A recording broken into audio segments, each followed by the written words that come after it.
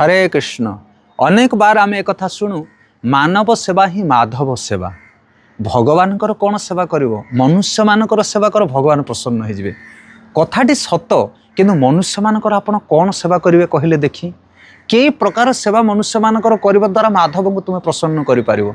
ए प्रसंग रे गोटे छोटिया कथा।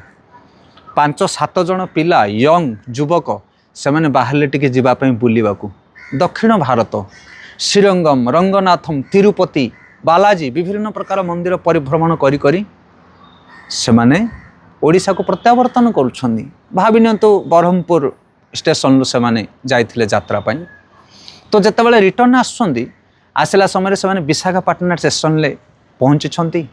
विशाखापाटना जेहेतु टिके अधिक समय गाड़ी रुहे से सांग मैंने सब बाहर को जाइछन्दी। किए कार पानी दरकार, क्या जलखिया दरकार, क्या कौन दरकार, टिके बुलाबुली कर स्टेशन ले गाड़ी रही। यही समय गाड़ी हॉर्न मारला छाड़ापी। सबू सांग मैंने दौड़ी आसी निजर बगी उपर चढ़ीगले ट्रेन उपर।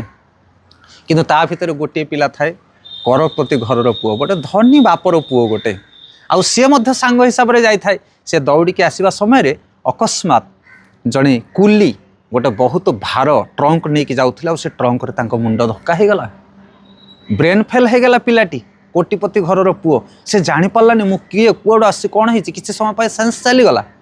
ट्रेन छाड़देला, अन्य सांग मैंने समस्त रिटर्न कले। बर्तमान यही पिलाटी विशाखापाटना स्टेशन में सेन्सलेस हो पड़ा। आउ किसी समय पर चेता तो पाईगला, कि चेतना पाइलानी, माने से पागल हो गला। से बुझीपारानी मु किए कौड़ आसी। यही जमी देखुं रास्ता कड़े असंख्य पागल, से भली गोटे पागल पलटि गला। सी अन्य सांग मैंने घरे आसिक पहुँचले गाँव में। तांको बापा पचारे मो पुओ कहीं ना, आम जानू विशाखापाटना स्टेशन में ओह्लैला। आउे आम देखिनु।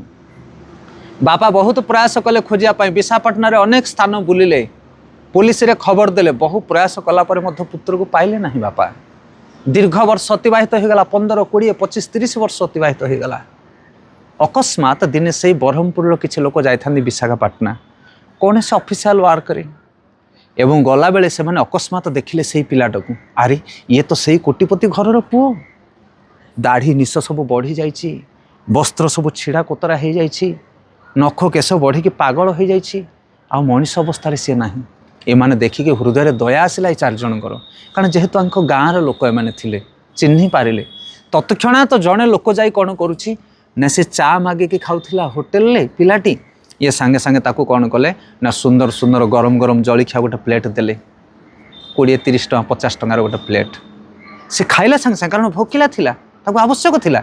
किंतु आउ जणे कहूछ, अरे मूर्ख काम करूछ, ताकू जलखिया दउछ खाइबा पई। कोटिपति घरर पुओ से जलखिया केते समय, एइने तो खाइले आउट को भोक हबो। गोटे वस्त्र हले दबा दरकार। द्वितीय व्यक्ति जनक कौन कले ना, तार चिरा वस्त्र को बाहर कर गोटे नूतन वस्त्र हले ताकू देदेले, जार मूल्य थिला 1000-2000 टଙ୍କା। एवं तृतीय जनटी कहले कहले तुम 2 जन जाक मूर्ख, अरे खाद्य दौच, वस्त्र दौच, ये तो अल्प समय भर नष्ट हो। किंतु किसी अर्थ दियो पैसा, जहाँ को विनियोग करके से लंबा समय जीवन निर्वाह कर पारिबो। तृतीय जनक ताकू टंका 5000 देले। हरि बोल। एवं चतुर्थ व्यक्ति जनक कौन कले ना, ये 3 जन जाकर कथा को पसंद कले। चतुर्थ व्यक्ति विशाखापाटना टू ब्रह्मपुर गोटे लोकल ट्रेन टिकट बाहर कले, आउ से पिला को नहीं आसिले ब्रह्मपुर साथी रे तांको बापा पाखे पहुँचे देले। बापा तांकर A to Z सबु प्रकार व्यवस्था करदेले। आपण तो कहतु वर्तमान किए उपयुक्त उपकार कर पारला पिलाटीर, जे जलखिया देला, जे वस्त्र देला, जे अर्थ देला, ना जे नहीं बापा पाखे पहुँचे देला। किए उपकार कला, मना नहीं। खाइबा को दबा, वस्त्र दबा, आर्थिक साहाय्य करबा, एटा भी उपकार। किंतु मनुष्य पई सफिशिएंट उपहार नुह। एटा पर्याप्त भाव में यहाँ साहाय्य कर मनुष्य को। से जीव जे पर्यंत परम पिता परमेश्वर भगवान सहित युक्त न होना, ये जगत में जिते प्रकार साहाय्य कले ता पेट पूरबनी, ताको अंटिबनी। से ये चतुर्थ व्यक्ति जन कहते साधु। साधु सन्थ माने जीवर प्रकृत में मंगल करती, से ही मानव सेवा करती।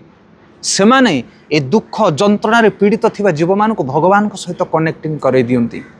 जमिति सुदामा ब्राह्मण खाइबा को मुठे आहार नथिला ता घरे, किंतु से कौन असत् कार्य करू नथिला। आज कोटिपति लोक माने मध्य असत् कार्य करिया को पछ घुंचा दउ नाहंती। सेथिपई शारीरिक विकास, आर्थिक विकास, सामाजिक विकास नुह, आत्मिक विकास, आध्यात्मिक विकास होची प्रकृत रे विकास। आ सेटा साधु सन्थ माने करंती। हरे कृष्ण।